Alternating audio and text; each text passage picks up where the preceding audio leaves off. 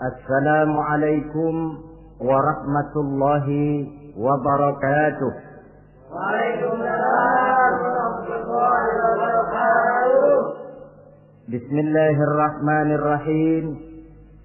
Alhamdulillahi rabbil alamin. Wassalatu wassalamu ala ashrafil anbiya'i wal mursalin. Sayyidina wa maulana wa habibina wa syafi'ina Muhammadin wa ala alihi wa ashabihi al-mujahidin at-tahirin, amma ba'du. Saudara-saudara kaum muslimin rahimakumullah. Pada pertemuan kali ini kita akan membicarakan riwayat Nabi Allah Ibrahim alaihi salam. Beliau termasuk salah satu dari 5 orang rasul yang merupakan kelompok yang dikenal dengan ulul azmi, yaitu para rasul yang dinilai mempunyai kelebihan di dalam keutamaan, ketabahan, keuletan, dan sikap istiqomah di dalam berjuang. Jumlahnya ada 5, yaitu Nabi Nuh, Nabi Ibrahim, Nabi Musa, Nabi Isa, dan Nabi Muhammad alaihi wassalatu wassalam. Sebagaimana yang kita maklum bahwa Nabi Allah Ibrahim alaihi salam lahir pada masa pemerintahan Raja Namrud laknatullah alaih. Namrud adalah figur yang lebih merupakan kekuatan daripada keadilan, lebih merupakan kezaliman daripada kebijaksanaan. Ia seorang raja yang memerintah secara sewenang-wenang, lalu dengan segala macam cara berusaha mempertahankan kekuasaannya. Itu sebabnya di hari-hari menjelang kelahiran Nabi Allah Ibrahim alaihi salam, entah oleh karena rasa takut dan khawatir akan munculnya orang-orang yang dapat menumbangkan kekuasaannya, entah karena bisikan ahli nujum atau dukun-dukun yang memang banyak mengelilingi istananya, ia memutuskan untuk membunuh seluruh bayi yang dilahirkan dalam bentuk laki-laki. Ini dilatar belakangi oleh kekhawatiran akan muncul seseorang yang dapat menghancurkan kekuasaannya, sebagaimana Fir'aun laknatullah alaih. Itulah sebabnya di zaman sebelum Nabi Ibrahim dilahirkan, Raja Namrud membuat peraturan. Apabila seorang ibu melahirkan bayi laki-laki, bunuh bayi itu. Seluruh perempuan hamil berada di bawah pengawasan aparatur negara, dan laki-laki dianjurkan untuk jangan dekat-dekat dengan istrinya guna menghindari terjadinya proses kehamilan ini. Entah berapa ratus bahkan berapa ribu bayi laki-laki yang jadi korban tanpa dosa dari sebab kelaliman pemerintahan Raja Namrud laknatullah alaih ini. Kita teringat kepada satu hadis di mana Rasulullah sallallahu alaihi wasallam pernah bersabda, Ya'ti 'alan nasi zamanun ru'asa'uhum kal asad wa wuzara'uhum kal zi'ab wa qudatuhum kal kilab wa katsirun nasi yawma idzin kal aghnam. Pada satu saat, kata Nabi, akan datang di tengah masyarakat manusia di mana pada masa itu muncul pemimpin-pemimpin yang bertingkah laku seperti singa. Ru'asa'uhum kal asad. Pemimpin-pemimpin mereka bertingkah laku seperti singa. Saudara kenal singa? Saudara boleh periksa. Di mana ada hutan, singa selalu menjadi raja. Padahal hutan belum pernah bikin pemilihan umum. Tapi yang namanya singa tidak pernah peduli. Ada pemilihan umum atau tidak, raja hutan tetap singa. Kenapa? Karena singa menjadi raja di hutan bukan berdasarkan kebenaran, tapi karena kekuatan. Karena kuat, maka dia naik jadi raja. Soal benar atau tidak, soal lain.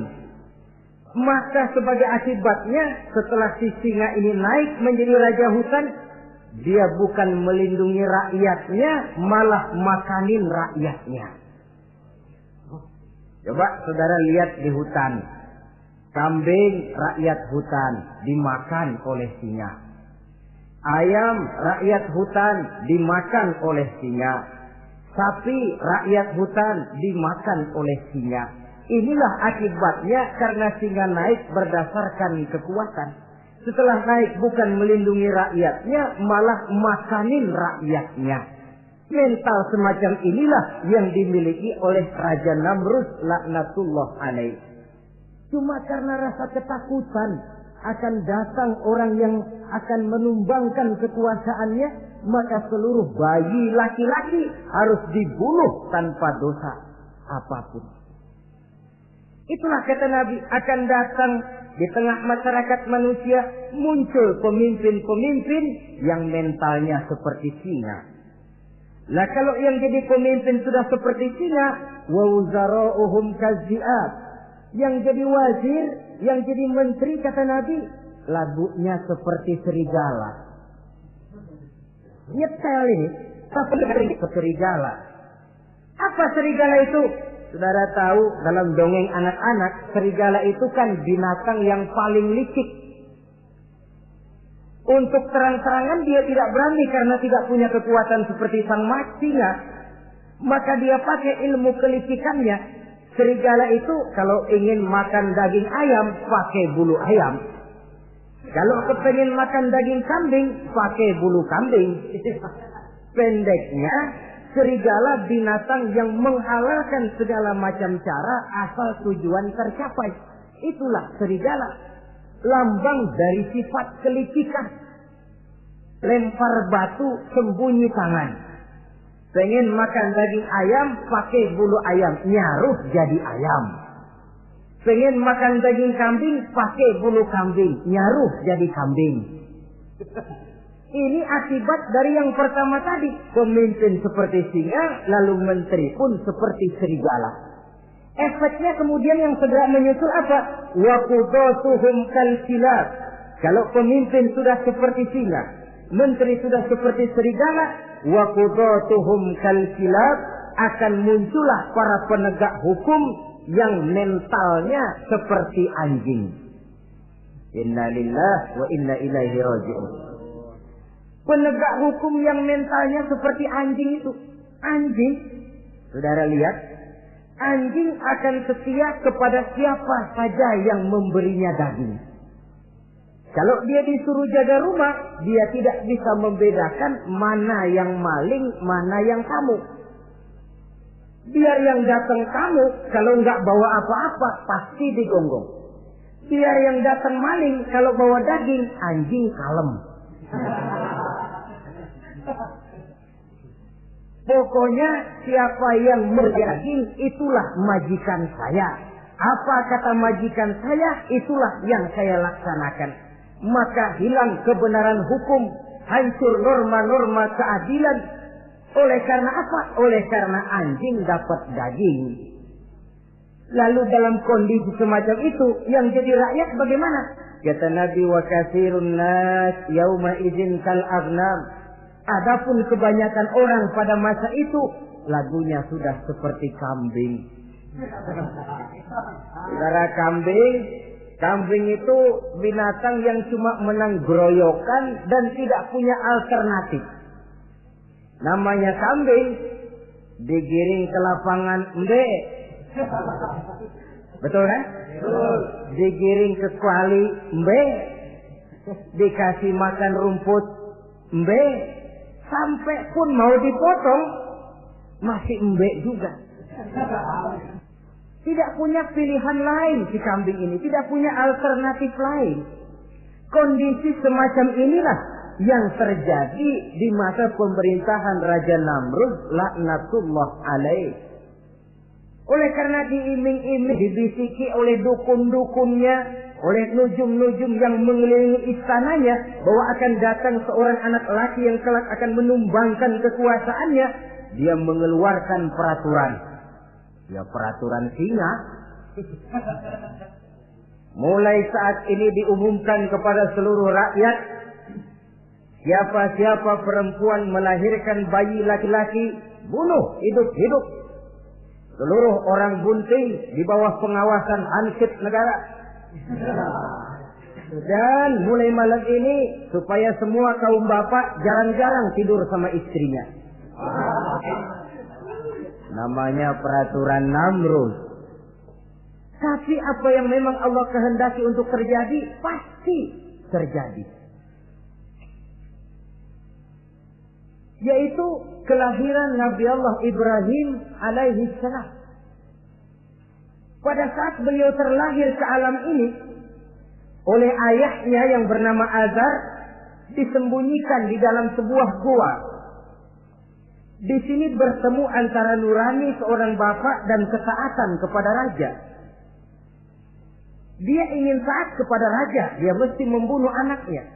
Tapi sebagai bapak dia sayang kepada anaknya, dia harus selamatkan. Dicarinya jalan tengah, maka Ibrahim disembunyikan di dalam sebuah gua dengan satu perhitungan tentunya. Lu mati ya nggak apa-apa, lu hidup ya syukur. Sebab ini pertimbangan dia akan bikin susah dia di masa yang akan datang. Coba anak dalam kondisi apa adanya ditaruh di dalam gua, menurut perhitungan logika mati ini. Namun apa yang terjadi? Nabi Allah Ibrahim yang sejak masa bayi diletakkan dalam gua dipelihara oleh Allah. Nah, kalau Allah yang sudah memelihara, orang mana yang sanggup mendatangkan bencana dan mudarat? Untuk melangsungkan kehidupannya, Nabi Ibrahim itu mengisap ibu jarinya. Dan konon menurut riwayat dari ibu jarinya itu keluarlah madu.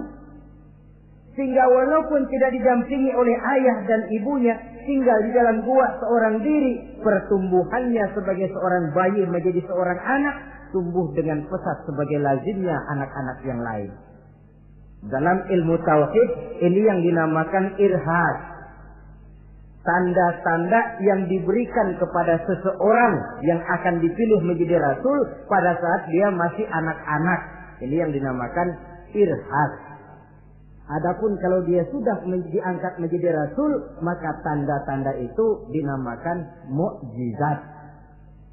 Kalau jatuh kepada wali, maka tanda itu dinamakan karomah. Atau yang dalam bahasa kita disebut dengan keramat. Jadi kan kita ini dalam kehidupan anak-anak kita kadang-kadang bisa melihat bakat yang dimilikinya pada saat dia masih kecil. Tanda-tanda itu ada. Nah, dalam kehidupan para rasul, masa kecil mereka yang melakukan itu dinamakanlah irhas. Begitulah Nabi Ibrahim tumbuh dari bayi menjadi anak-anak di dalam gua. Dan ayah ibunya kadangkala menengok dia. Pada saat dia sudah mulai pandai berbicara, dia sudah mulai berpikir. Dan pola berpikir yang pertama, satu hari dia tanya bapaknya, "Papi," kalau bahasa sekarang, "ini yang bikin alam ini sebenarnya siapa? Yang bikin saya siapa? Yang menyebabkan saya ada siapa?" "Ya kami, ibu bapakmu," kata ayahnya. "Oh begitu." "Lalu yang bikin ibu bapak siapa?" "Ya nenekmu. Gara-gara dia saya ada, gara-gara saya kamu ada." "Lalu yang bikin kakek dan nenek siapa?" "Ya buyutmu." "Lalu yang bikin buyut siapa?" "Ya bapaknya buyut." "Yang bikin bapaknya buyut?" "Ya kakeknya buyut." Kalau gitu nggak pernah selesai dong. Tentu akan ada pencipta pertama. Siapa pencipta pertama itu? Bapaknya buntu. Lu jangan usil dah. Temen-temen lu juga nggak pernah nanyain urusan kayak begini. Saya nggak puas, Pak. Begini sekarang, saya mau tanya. Ini kaum kita nyembah apa? Nyembah berhala. Nah, yang bikin berhala itu siapa? Saya, bapakmu, Hazar. Kaum kita menyembah berhala. Ini bapak. Kenapa nggak nyembah bapak aja kok tanggung-tanggung? Jawaban ayahnya tidak membuat ia jadi puas. Terus merenung siapa gerangan pencipta pertama, siapa gerangan yang patut disembah dengan sebenarnya, siapa gerangan pencipta alam semesta ini. Bila malam datang, dia melihat bintang gemintang bertabur menghias cakrawala. Dia berkata, ini yang patut dianggap Tuhan, tinggi, terang benderang. Tapi manakala besok pagi bintang tenggelam, dia pun bilang, la uhibbul afilin. Saya tidak suka kepada yang tenggelam. Masa Tuhan tenggelam? Ketika malam datang, bulan pun terbit. Nah, ini barangkali yang Tuhan. Ini lebih besar dari yang semalam. Tapi bila bulan pun terbenam, lagi-lagi dia bilang Tuhan tidak mungkin terbenam. Lalu bila matahari terbit, nah ini enggak salah lagi. Ini lebih gede dari yang dua-dua kemarin. Ini pasti Tuhan. Dan manakala matahari terbenam, dia pun berkata, Tuhan tidak akan pernah terbenam. Perjalanannya mencari Tuhan ini bisa saudara baca dalam surah Al-An'am ayat 76 sampai dengan ayat 79. Sampai Allah memberikan petunjuk kepadanya, mengangkatnya menjadi seorang rasul dan menyampaikan misi dakwahnya. Saudara-saudara kaum muslimin rahimakumullah. Dakwah yang pertama dilaksanakan tentu kepada bapaknya, kemudian kepada kaumnya. Secara psikologis ini kan makan nasi. Coba, kalau kita harus nasihatin orang lain yang tidak ada hubungannya dengan keluarga, barangkali biasa saja. Tapi nasihatin bapak sendiri, ini kan makan nasi. Mau didiamkan saja batil dan sesat, mau diceramahin bapak sendiri. Tapi bapak tinggal bapak, kewajiban melaksanakan dakwah jalan terus. Ini berarti bahwa tugas amar ma'ruf dan nahi munkar memang tidak mengenal posisi. Begitulah saudara-saudara, sampai kepada satu hari Nabi Ibrahim melaksanakan dialog dengan kaumnya. Saudara-saudara, hadhihi tamasil allati antum laha akifun. Surah Al-Anbiya ayat 51. Saudara-saudara, berhala-berhala ini yang bapak saya yang buat, inikah yang selama ini tuan-tuan sembah? Kaumnya menjawab, qalu wajadna aba'ana laha abidin. Iya, sebab nenek moyang kami, nenek moyang kita juga dulu nyembah itu. Bagaimana nenek moyang kita, begitulah kita. Jawab Nabi Ibrahim, laqad kuntum wa aba'ukum fi dhalalin mubin.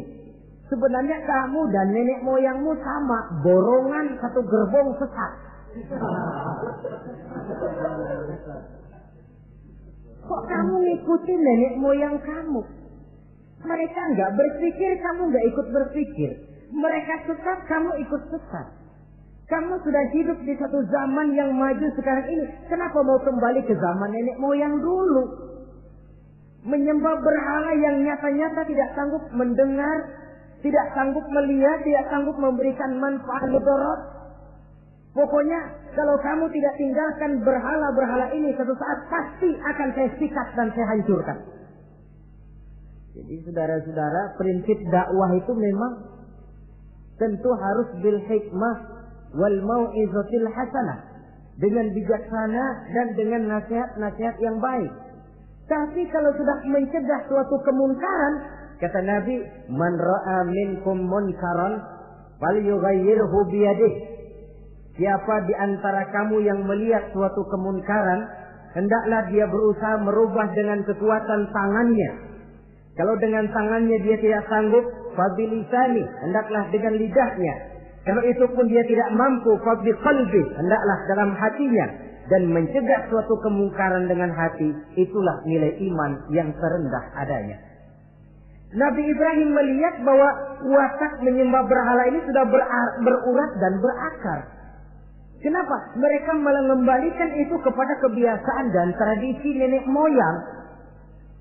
Sama juga di zaman kita sekarang ini. Sudah kita menegakkan tauhid, membina sebersih-bersih iman, menegakkan semulus-mulus tauhid. Ada juga kelompok orang yang mau mengembalikan kita ke zaman nenek moyang, ke zaman animis, menghidupi tradisi nenek moyang dalam hal ibadah, dalam hal ubudiyah, tentu merupakan langkah kemunduran adanya. Dan ini bukan barang baru. Umat Nabi Ibrahim sudah memberikan contoh. Kenapa kami menyembah berhala? Sebab nenek moyang kami menyembah berhala.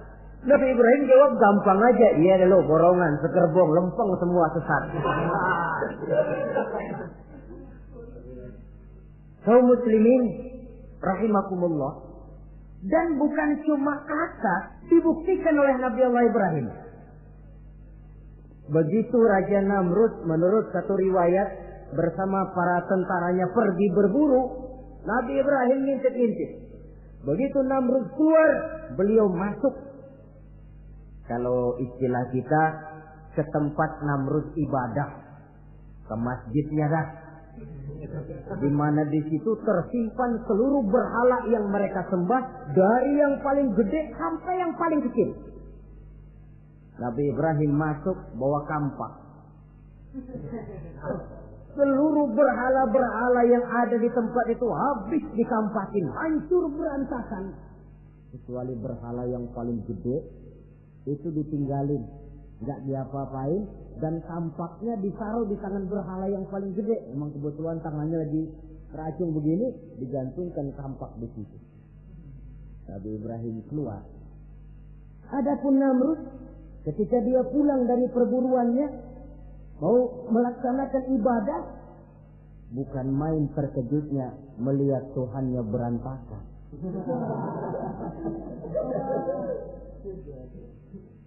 Waduh, ini celaka, kerjaan siapa ini? Dikumpulkan para intel negara, staf-staf khusus. Ini ada supersip masuk kemarin, mengganggu stabilitas peribadatan kita. Ini mesti dicari siapa biang keroknya ini. Cari sampai ketemu siapa yang menghancurkan Tuhan-Tuhan kita ini.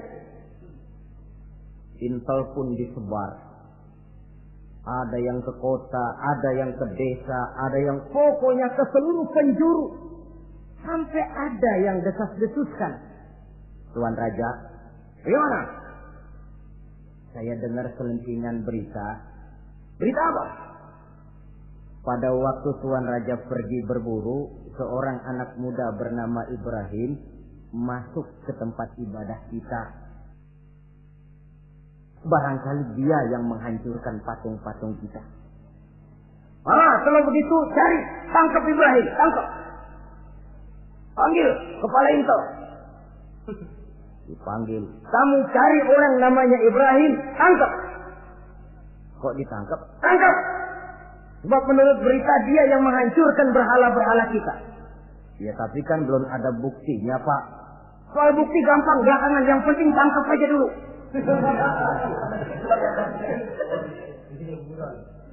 Ini supersip ini. Saudara-saudara,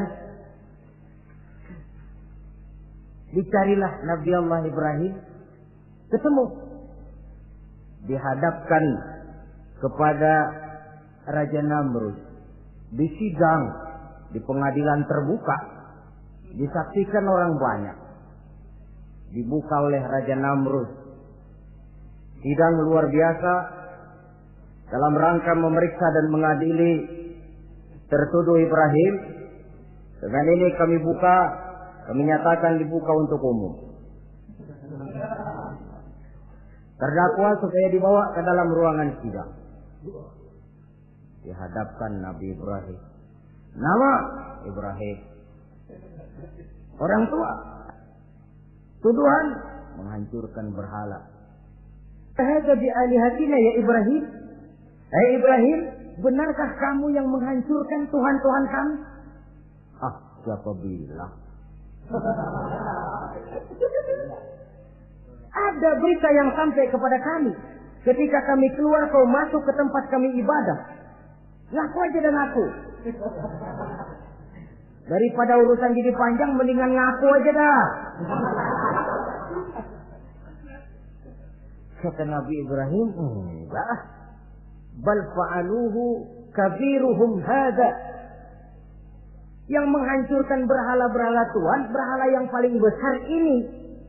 Yang paling besar ini. Besarnya nunjuk ke patung, ininya nunjuk ke dirinya.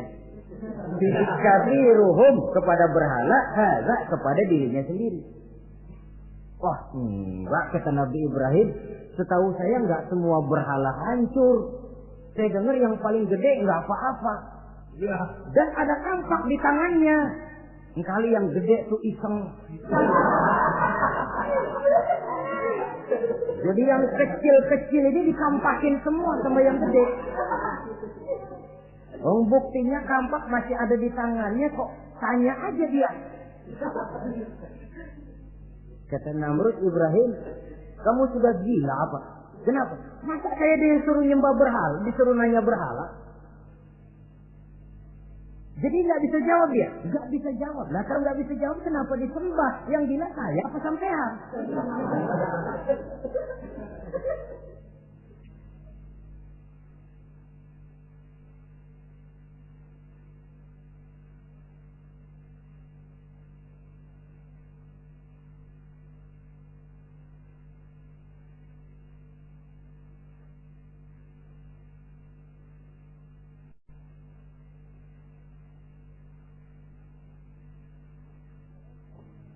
Merasa tidak sanggup menghadapi argumentasi yang diajukan oleh Nabi Allah Ibrahim, Namrud salap.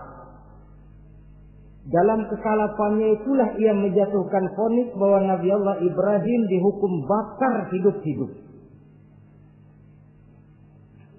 Pada hari yang ditentukan, dikumpulkanlah kayu bakar sebanyak-banyaknya, sehingga merupakan timbunan besar yang menyerupai sebuah bukit kecil.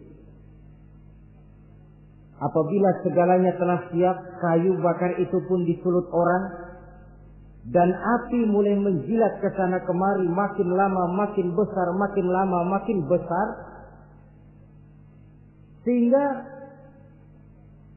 tentara Namrud bingung. Ini Ibrahim bagaimana ngebakarnya? Kalau kita anterin ke api, kitanya ikut angus, dilemparin gak mungkin sampai. Lalu mereka menemukan akal, dibuat semacam lentingan busur panah. Kalau istilah kita di kampung kayak selepetan begitu. Sehingga Nabi Ibrahim dilemparkan dan tepat jatuh di tengah kobaran api yang menggunung. Namrud tentu saja memandang dengan perasaan puas. Segenap konco-konco dan antek-anteknya melihat dengan hati yang lega.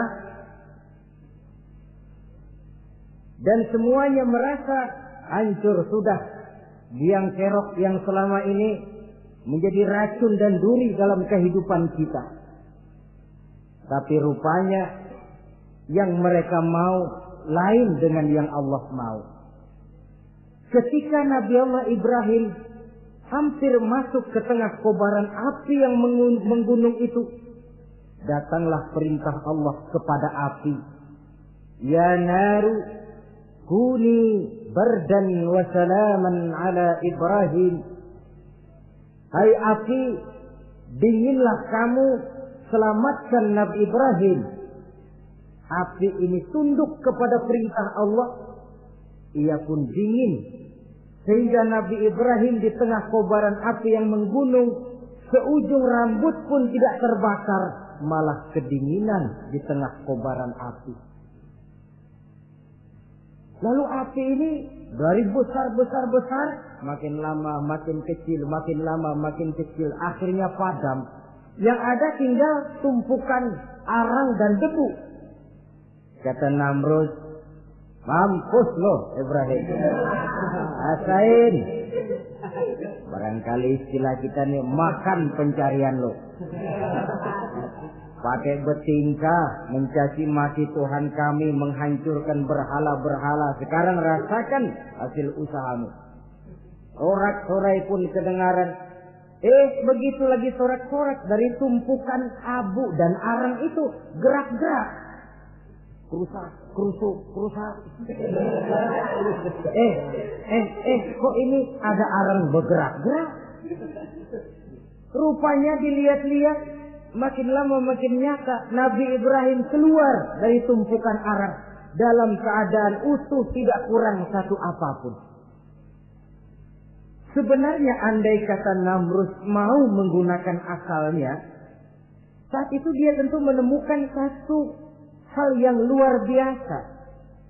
Satu kebesaran yang kalau dia mau merenung akan sampai kepada kekuasaan yang serba maha.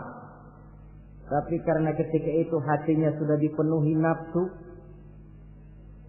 ditutupi oleh kesombongan, dia buta terhadap kenyataan itu. Kaum muslimin rahimakumullah, akhirnya Nabi Allah Ibrahim ini diteror langsung oleh orang tuanya. Kata abahnya, "Aradibun anta an alihati ya Ibrahim? Ibrahim, kau benar-benar tidak senang kepada Tuhan-Tuhan kami, berhala-berhala ini? La in lam tantahi la arjumannaka wahjurni maliya." Kalau engkau tidak berhenti, hai Ibrahim, tidak berhenti memperkenalkan Tuhan seru sekalian alam, tidak berhenti mencela dan mencaci bahkan menghancurkan berhala-berhala kami, la arjumannaka, akan kami rajam kamu. Iya, kalau raja yang ngancam begini, orang tua beliau sendiri ngancam begini. Itulah tantangan dakwah, saudara-saudara. Kita melaksanakan dakwah ini tempo-tempo berhadapan dengan penguasa yang mentalnya macam Namrud. Tempo-tempo berhadapan dengan orang kaya yang pelitnya macam Qarun. Tempo-tempo berhadapan dengan orang tua yang mentalnya macam Azar. Orang tua yang kaku, yang tidak mau terbuka terhadap kenyataan. Istilah di kampung kita, orang tua yang laceng. Tahu laceng? Udah salah kenceng. Sulit benar menerima pembaruan yang membawa umat kepada masalah-masalah yang memang nyata lebih baik dia. Itulah tantangan di dalam melaksanakan tugas dakwah, dan ini dihadapi oleh Nabi Allah Ibrahim. Ayahnya terakhir memberikan tekanan, kalau kau tetap melaksanakan misimu, tidak engkau mau berhenti dari tugas dakwah ini, awas Ibrahim, la arjumannaka, akan aku rajam, akan kami lontari kau dengan batu, wahjurni maliya, pergi kamu dari sini. Ya Allah, diputuskan hubungan. Kalau memang engkau berkeras dengan tugas dakwahmu, persilakan Ibrahim keluar, pergi saja dari sini. Diusir oleh orang tuanya sendiri. Inilah hidayah, saudara-saudara. Oleh sebab itu, tugas utama kita kaum muslimin sebenarnya bukan mengislamkan orang, tapi menyampaikan Islam. Tugas kita ialah menyampaikan Islam, bukan mengislamkan orang. Sebab orang mau Islam atau tidak, itu urusan hidayah dari Allah. Jangankan kita, Nabi Ibrahim tidak sanggup mentauhidkan ayahnya Azar. Nabi Nuh tidak bisa mengislamkan putranya Kan'an. Bahkan Nabi kita Muhammad sallallahu alaihi wasallam pun tidak bisa memberikan hidayah kepada Abu Jahal dan Abu Lahab.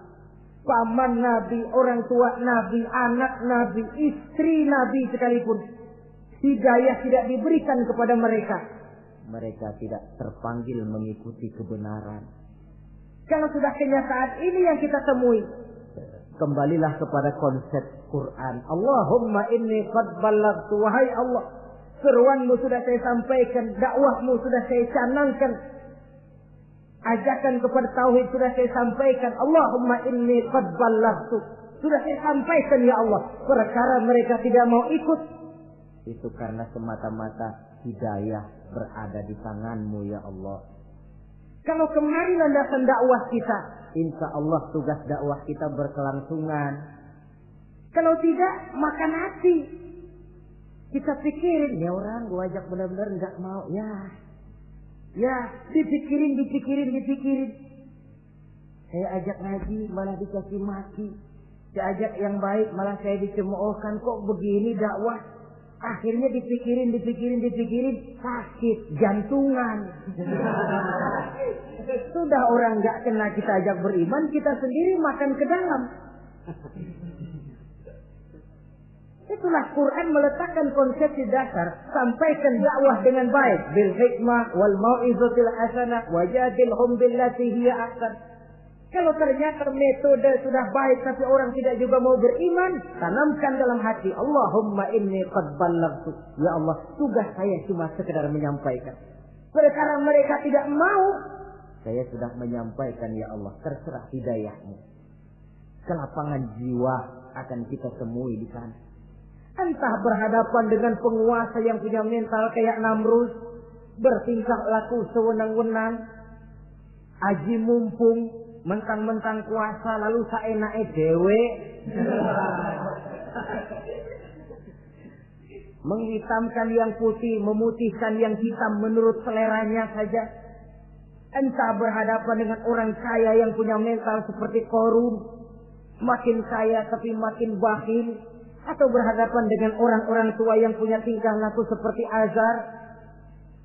Diperlukan sikap lapang dada untuk menyampaikan risalah Islam ini.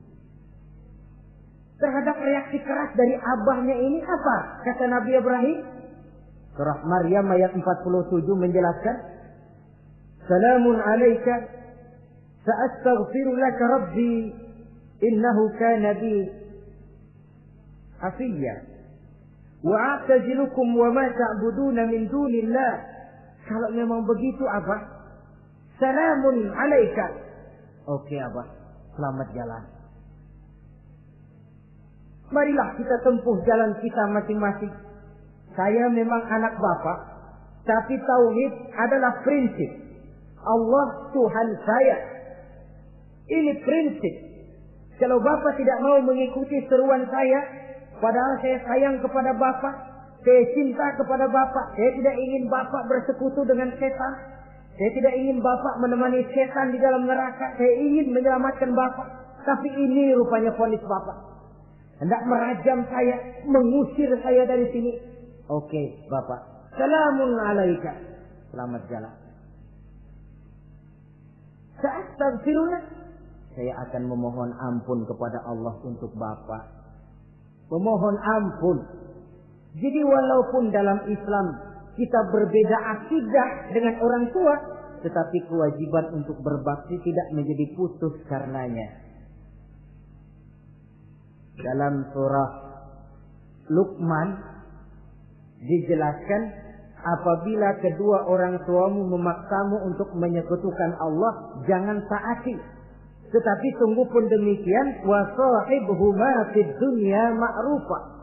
Tetaplah engkau pergauli keduanya di dunia ini secara baik. Toleransi yang besar ditunjukkan oleh Islam. Dan lebih besar lagi dilaksanakan oleh Nabi Allah Ibrahim. Sungguh pun Bapak sudah mengusir saya, menolak mentah-mentah ajaran tauhid, tetap juga menyembah berhala, tetap juga bersekutu dengan setan. Saya akan memohonkan ampun kepada Allah untuk Bapak. Wa a'tazilukum.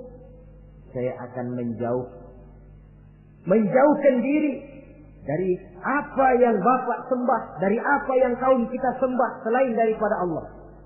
Bapak menyembah berhala, kaum kita ini menyembah berhala. Wa a'tazilukum. Saya akan menyingkir dari semua itu. Selamat jalan Abah.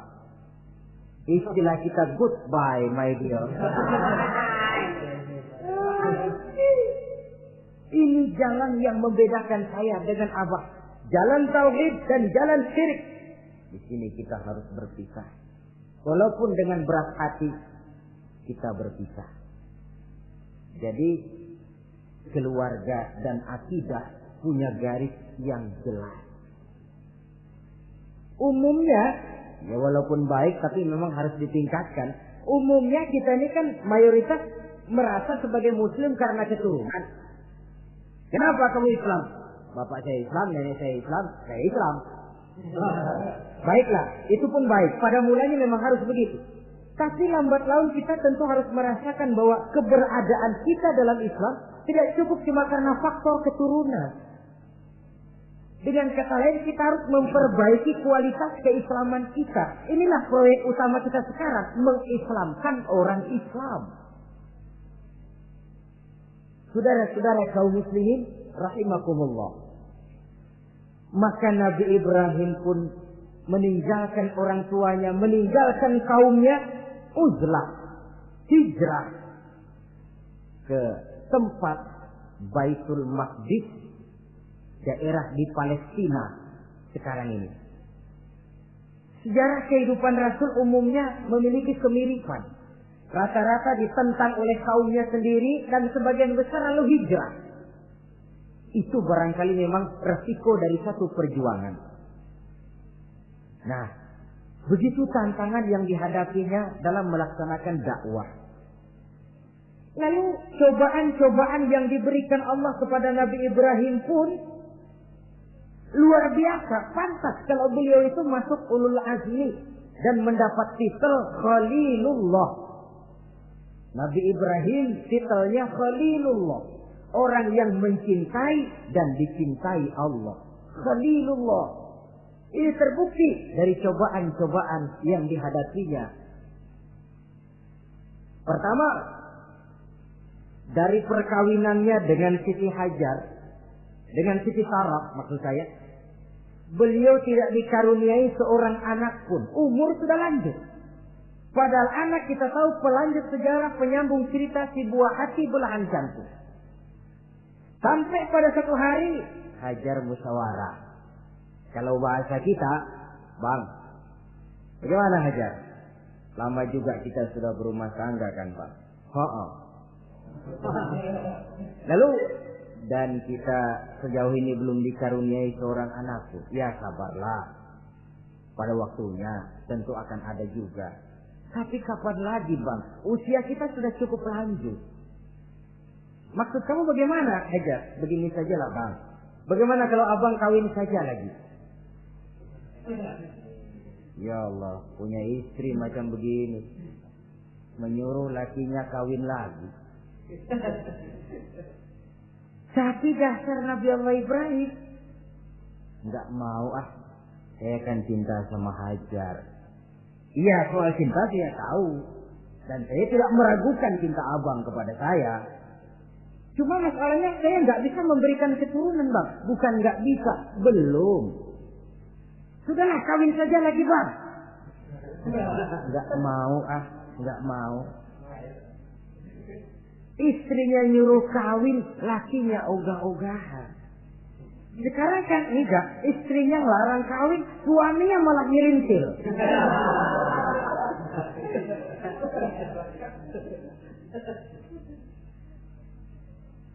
Sampai ketika didesak kata Ibrahimnya, kalau itu yang Sarah Hajar mau, biarlah, jadilah. Saya mau kawin lagi dengan syarat kau yang mencarikan istri untuk saya itu.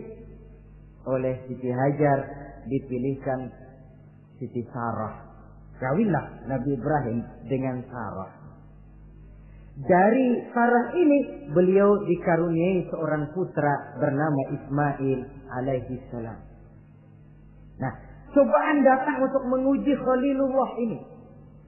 Hai Ibrahim, kau cinta kepadaku, kata Allah, seolah-olah. Setelah kau punya anak, masuk rasa cinta anak ke dalam hatimu. Allah mau buktikan mana cintamu yang lebih besar, kepada anakmu atau kepada aku, kata Allah. Maka turun perintah untuk menyembelih anaknya sendiri. Satu riwayat menceritakan bahwa latar belakang perintah menyembelih anak ini sebenarnya gara-gara Nabi Ibrahim juga ketelepasan ngomong. Beliau pernah menyembelih 300 ekor onta dan 1000 ekor kambing. Dagingnya dibagikan kepada fakir miskin. Dilaksanakan penyembelihan itu untuk mendekatkan diri kepada Allah. Dekat. Tidak cuma manusia, malaikat kagum. Dipuji Nabi Ibrahim. Bukan main Ibrahim. Kaya, berani. Ya, kalau miskin berani, nekat kali. Ini kaya, berani. Menyembelih 300 unta, 1000 kambing, dagingnya disedekahkan kepada fakir miskin. Luar biasa Ibrahim. Ketika dipuji orang banyak, itulah beliau timbul sifat manusianya. Apa kata beliau? Saya mah jangankan kambing sama unta, anak juga kalau saya punya disuruh potong, saya potong untuk mendekatkan diri kepada Allah. Kenapa ketelepasan ngomong begitu? Sebab waktu itu belum punya anak. Ngomongnya enak. Sama juga kita, goma kalau punya motor, siapa juga ketemu di jalanan, gue boncengin. Lagi belum punya. Kalau udah punya, lain gayanya. Itu biasa itu, omongan orang belum kaya emang begitu.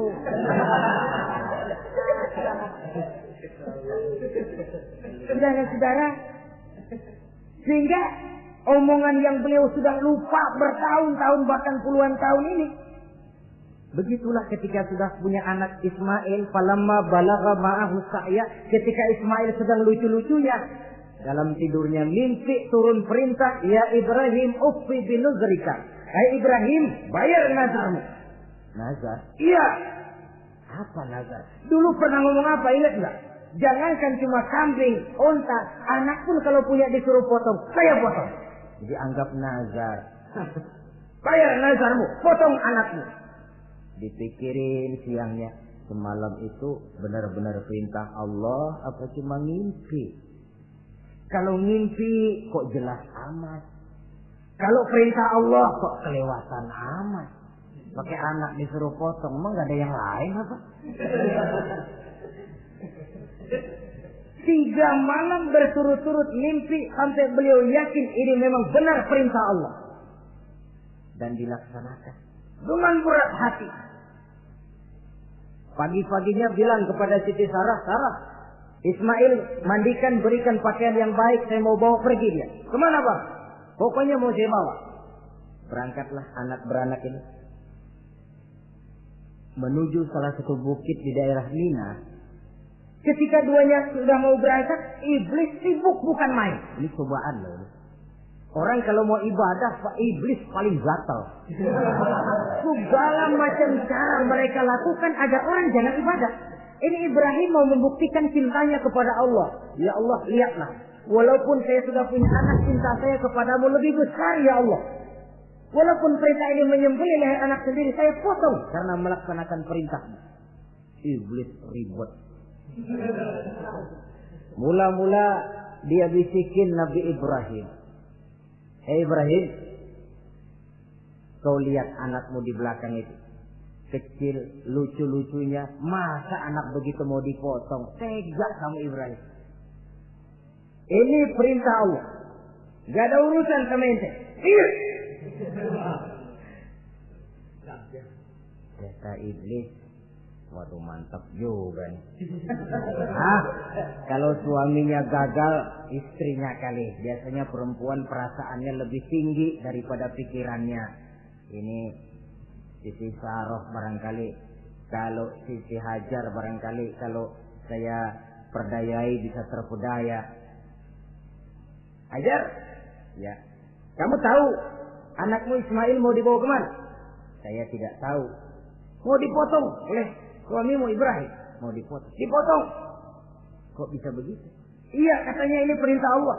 Iblis, Kalau memang ini perintah Allah, jangankan cuma anak saya Ismail, saya juga ibunya mau ikut dipotong. Wah, kata iblis nih gilaan lagi dari laki.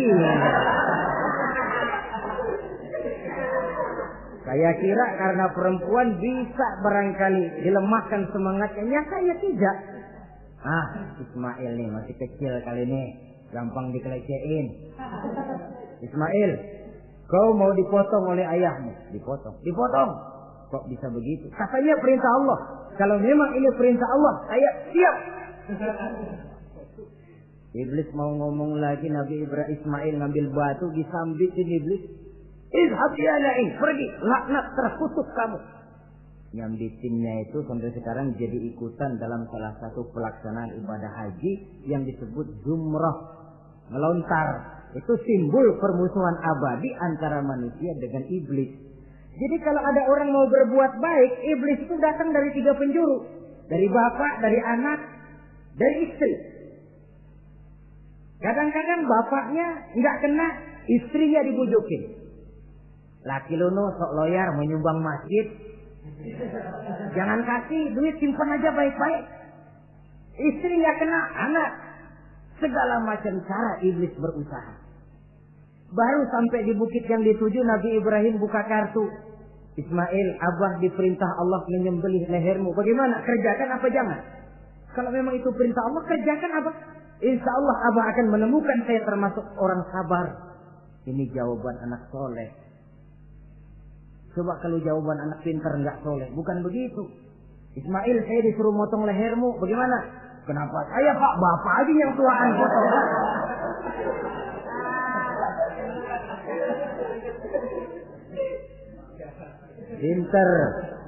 Pinter, tapi nggak soleh ya begitu itu, minteri jadinya. Saudara-saudara, sampai Nabi Ismail diganti oleh Allah dengan seekor kambing kibas. Cobaan terhadap kecintaannya kepada Allah. Kau cinta aku, itu benar.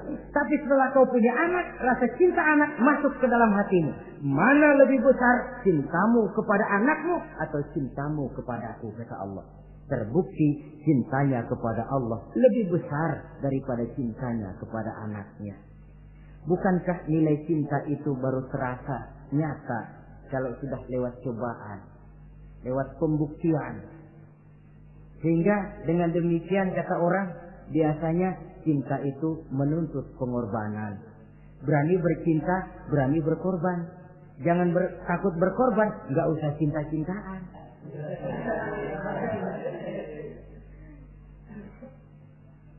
Saudara-saudara, sebab kalau orang sudah berbuat untuk sesuatu yang dicintainya, sangat boleh jadi si lemah akan jadi kuat, yang jauh jadi terasa dekat, yang takut jadi berani. Kalau orang sudah melakukan sesuatu untuk yang dicintainya. Seorang bapak karena cintanya kepada anaknya, dia rela pergi pagi pulang sore, peras keringat banting tulang supaya hari depan anaknya lebih baik daripada dia. Seorang suami yang cinta kepada istrinya, tidak soal dia kepanasan dan kehujanan, mencari yang sulit-sulit yang diinginkan oleh istrinya. Contoh paling dekat saja, kalau istrinya sedang mengidam, dia tengah malam buta minta mangga dan gak musim mangga, rusak-rusak suaminya cari mangga.